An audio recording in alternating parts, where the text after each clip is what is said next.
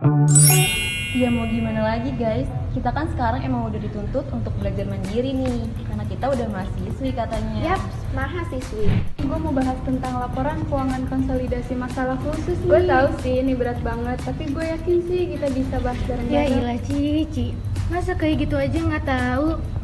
Fit, jelasin, kasih tahu kemampuan hebat lu belajar selama 3 hari dalam setiap minggunya. Bentar-bentar. BTW, kalian udah tahu belum sih laporan konsolidasi itu apa? Ya, pasti pasti lupa. Nah iya benar, ada 5. Ini bukan sini. Laba antar perusahaan yang berafiliasi, obligasi antar perusahaan, laba aktiva yang akan disusutkan, saham preferen dan saham biasa anak, dan saham bonus yang diberikan perusahaan anak. Iya nggak Fit?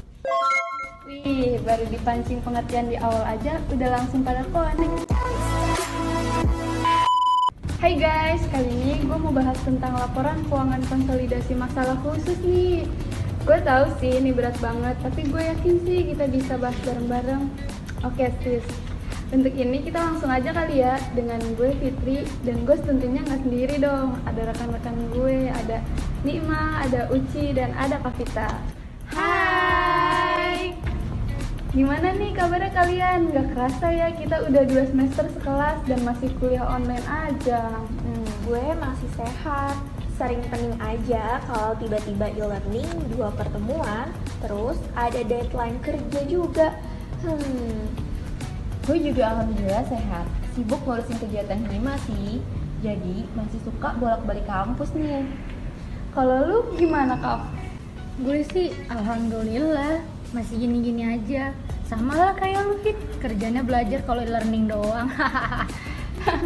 Nah iya tuh, tapi jangan bongkar di sini juga dong. Ya mau gimana lagi guys, kita kan sekarang emang udah dituntut untuk belajar mandiri nih, karena kita udah mahasiswi katanya. Yap, mahasiswi.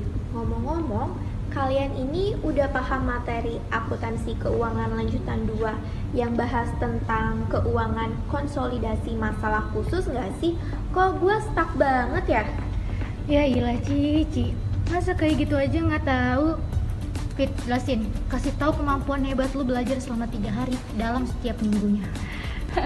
Dasar Kavita, gue kira lu yang mau jelasin. Jadi itu gini sih. Bentar-bentar. BTW, kalian udah tahu belum sih laporan konsolidasi itu apa? Ya, pasti lupa. Bentar, sepertinya gue ingat sedikit deh. Laporan konsolidasi itu laporan keuangan yang menyajikan informasi tentang posisi keuangan dan operasionalnya bagi perusahaan induk dan anak, bukan sih? Nah, benar. Kali ini kita juga mau bahas terkait masalah khusus yang sering terjadi pada laporan keuangan konsolidasinya. Oh iya, ingat nih, kalau nggak salah ada 5 masalah, bukan sih? Nah iya benar, ada 5. Ini bukan sini. Laba antar perusahaan yang berafiliasi, obligasi antar perusahaan, laba aktiva yang akan disusutkan, saham preferen dan saham biasa anak, dan saham bonus yang diberikan perusahaan anak. Iya nggak, Fit? Wih, baru dipancing pengertian di awal aja, udah langsung pada connect nih. Emang kalian harus dipancing dulu ya biar nyambung. Ikan kalau dipancing. Yang Kak Vita sebutin tuh tadi bener banget. Tapi sebenarnya kalian paham gak sih maksud dari 5 poin itu? Gue paham, ya walau yang pertama sih yang tentang laba antar perusahaan yang berafiliasi, di mana laba rugi yang mengalami kenaikan maupun penurunan pada nilai barang, jasa, dan harta tak bergerak telah diakui oleh masing-masing pihak, maka harus dieliminasikan. Laba atas persediaan ini dibagi 2. Ada laba atas persediaan, di mana penjual induk menguasai kurang lebih 100%. Dan yang kedua itu penjualan oleh anak perusahaan, di mana penguasanya lebih dari 100%. Tapi laba yang timbul dari penjualan harus dihapuskan. Oke, kalau gitu gue jelasin yang masalah kedua sama ketiga deh. Masalah keduanya itu ada obligasi antar perusahaan, di mana pemilikan obligasi dari suatu perusahaan terjadi seperti halnya transaksi jual beli barang dagang, jasa, maupun fasilitas produksi lainnya. Terus masalah yang ketiga itu ada laba aktiva yang akan disusutkan, di mana keuntungan atau kerugian yang belum direalisasikan yang timbul akibat penjualan aktiva tetap antar perusahaan harus disusutkan, diapresiasi, atau diamortisasi. Nah, kalau gitu, gue bagian jelasin masalah yang keempat dan kelima aja kali ya. Masalah yang keempat itu ada saham biasa dan saham preferen. Saham biasa adalah suatu sertifikat atau piagam yang memiliki fungsi sebagai bukti kepemilikan suatu perusahaan dengan berbagai aspek-aspek penting bagi perusahaan. Sedangkan saham preferen adalah saham yang pemiliknya akan memiliki hak lebih dibandingkan hak pemilik saham biasa. Masalah yang kelima itu ada saham bonus yang diberikan perusahaan anak, di mana jika perusahaan anak membagikan dividen, maka perusahaan anak akan terjadi perubahan posisi modal. Karena hal ini, terjadi perubahan status sebagian atau seluruh saldo laba yang ditahan menjadi modal statutair. Oke teman-teman, kalau gitu biar lebih pahamnya gue kasih contoh kasus yang mudah aja kali ya. Gue pengen kasih contoh kasus yang laba sih, karena menurut gue itu menarik. Oke, gue kasih contoh kasus laba atas sediaan. Perusahaan induk menjual kepada anak barang dagangan sebesar 10.000 dengan harga perolehan 6.000. Nah, menurut kalian itu gimana sih jurnalnya? Kan pastinya teman-teman yang mendengarkan juga mau paham dong.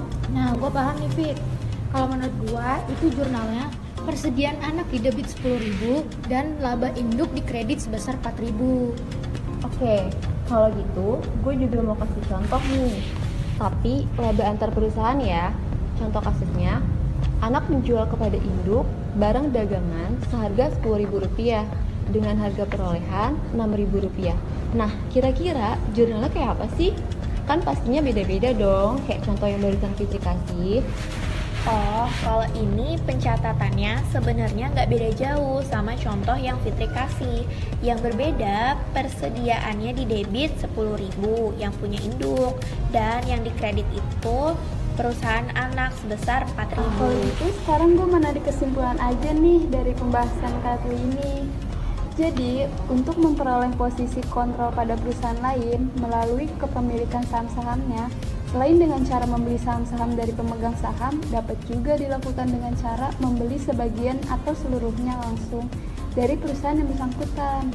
Persoalan khusus di dalam neraca konsolidasi apabila membutuhkan metode harga perolehan dan metode equity, yaitu yang pertama ada pembelian saham langsung dari anak perusahaan. Yang kedua, ada perusahaan anak memiliki lebih dari satu jenis atau golongan saham yang beredar. Yang ketiga, ada saham bonus dari perusahaan anak. Yang keempat, laba atau rugi dari transaksi antar perusahaan yang berafiliasi. Nah, yang terakhir, pemilikan obligasi antar perusahaan yang berafiliasi. Nah, kira-kira ada yang mau nambahin lagi nggak nih kesimpulannya? Nih, gue tambahin ya. Jadi, pada masalah obligasi antar perusahaan, metode pencatatannya itu dibedain berdasarkan pada penjualan oleh induk dan penjualan oleh anak. Di dalam laporan keuangan yang dikonsolidasikan, laba rugi serta kenaikan penurunan nilai barang, jasa maupun harta tak bergerak yang telah diakui oleh masing-masing pihak harus dihapuskan atau dieliminasi. Nah, setelah dapat dua kesimpulan dari Fitri dan Kak Vita, gue mau kasih saran nih. Kalau untuk menyelesaikan masalah khusus yang terjadi dalam laporan konsolidasi keuangan itu bisa dilakukan dengan mudah loh. Bisa dengan cara membeli saham-sahamnya langsung nih dari para pemegang saham perusahaan yang bersangkutan. Kemudian melakukan pembelian saham bisa dengan cara membeli saham sebagian atau keseluruhan saham. Dan membelinya itu harus pada waktu saham tersebut dikeluarkan ya. Betul banget, gue setuju nih. Gue mau nambahin sedikit aja. Kita ini calon-calon akuntan bukan sih? Iya dong. Kalau gitu, kita harus lebih teliti nih dalam transaksi antar perusahaan. Contohnya seperti perpindahan pengelolaan jual atau membeli barang atau jasa. Dan perhatikan juga nih ketika perusahaan tersebut menambah lembar saham perusahaan. Oke. Oke, teman-teman, menurut gue obrolan kita mengenai masalah khusus atas laporan konsolidasi udah jelas banget kan ya. Yaudah deh kalau gitu terima kasih teman-teman atas waktunya. Oh iya, terima kasih juga ya buat teman-teman yang sudah mendengarkan. Semoga obrolan kita ini bisa bermanfaat buat teman-teman semua. Amin. Terima kasih kembali, kembali Fitri. Bye-bye. Bye.